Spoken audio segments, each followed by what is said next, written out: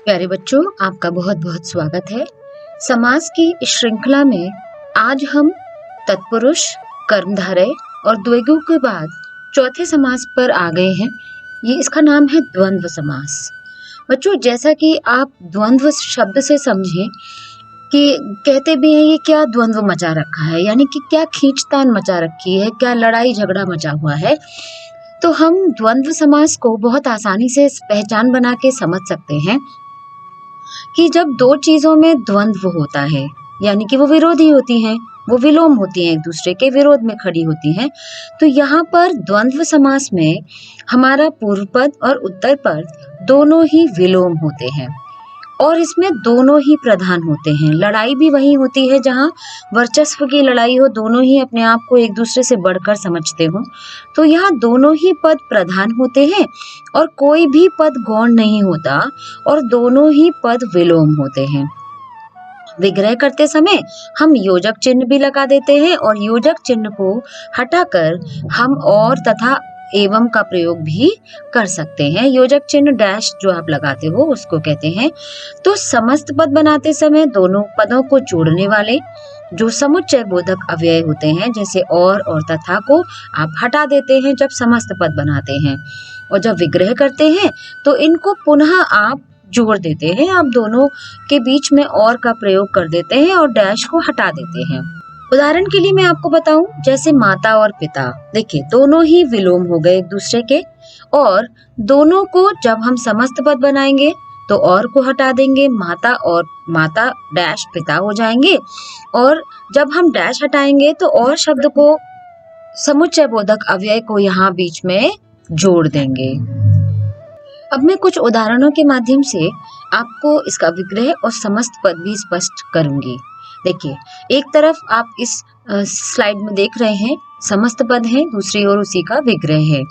राधा कृष्ण, राधा और कृष्ण, रात दिन, रात और दिन, पूर्व पश्चिम, पूर्व और पश्चिम, हार जीत, हार और जीत, जीवन मरण, जीवन और मरण, राजा रंक, राजा और रंक, स्वर्ग नर्क, स्वर्ग और नर्क। आप इसमें देखिए कि दोनों ही पद प्रधान हैं।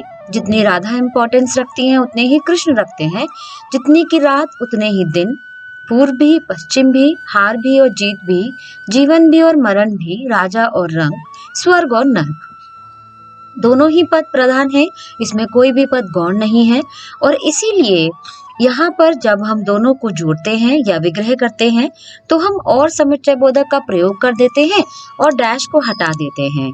और जब हम विग्रह यदि हमें करने के लिए आए और हम समस्त पद उसका बनाना हो तो हम और हटा देते हैं, डैश लगा देते हैं। बाप दादा, बाप और दादा, खट्टा मीठा, खट्टा और मीठा, अन्न जल, अन्न और जल, बहन भाई, बहन और भाई, आगे पीछे, आगे और पीछे, पाप पुण्य, पाप और पुण्य, छोटा बड़ा, छोटा और बड़ा। तो इस तरह से आपको ये विशेष ध्यान रखना होगा। अगर मैं कहूँ कि सारे समास में ये सबसे सरल है जिसको आप बहुत आसानी से समझ सकते हो, तो यहाँ पर अच्छा एक शब्द है जो मैंने इसमें नहीं दिया है, ये कहीं पर भी मेंशन नहीं है कि अगर डैश आएगा तभी आप ये मानेंगे कि वहां पर द्वंद्व समास होगा। नहीं, ऐसा नहीं है। एक शब्द है शीतोष्ण, है ना, तो जब आप उसका विग्रह करेंगे, इसमें कहीं पर विग्रह नहीं है, मतलब कहीं पर डैश नहीं है। शीत और उष्ण, सर्दी और गर्मी, शीत का मतलब सर्दी और उष्ण का मतलब गर्म, है ना। तो यहाँ पर ऐसे आप ये श्योरिटी बिल्कुल नहीं रखेंगे कि अगर डैश आएगा तो ही हम पहचान बनाएंगे। आपको विग्रह करके दोनों को ऑपोजिट ढूंढना होगा, दोनों की इम्पोर्टेंस बराबर होनी चाहिए और हम तब उसे द्वंद्व समास की श्रेणी में रखते हैं। तो इस तरह से शीतोष्ण आपका ऐसा शब्द हो गया जहां पर आपका कोई डैश नहीं है और बच्चों को पहचानने में बड़ी मुश्किल सी होती है। तो यहाँ पर शीत और उष्ण, सर्दी और गर्मी, तो इस तरह से आप दोनों ही पदों को समान रूप से प्रधानता प्रदान करते हैं। गौण एक भी वर्ड नहीं होता, इसमें एक भी पद नहीं होता। समुच्चय बोधक शब्द का आप प्रयोग करते हैं। जब विग्रह से समस्त पद बनाते हैं तो और हटा देते हैं, डैश का प्रयोग कर देते हैं। अगली वीडियो में हम बहुव्रीहि समास को पढ़ेंगे। उम्मीद है आपको द्वंद्व समास क्लियर हुआ होगा। बहुत ज्यादा डिफिकल्ट नहीं है, इसलिए मैंने बहुत ज्यादा इस पे लंबा नहीं वीडियो बनाया।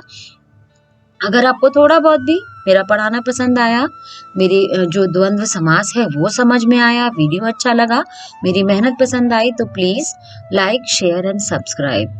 Thank you so much. जय हिंद, जय भारत। मिलते हैं अगले वीडियो में। Bye bye.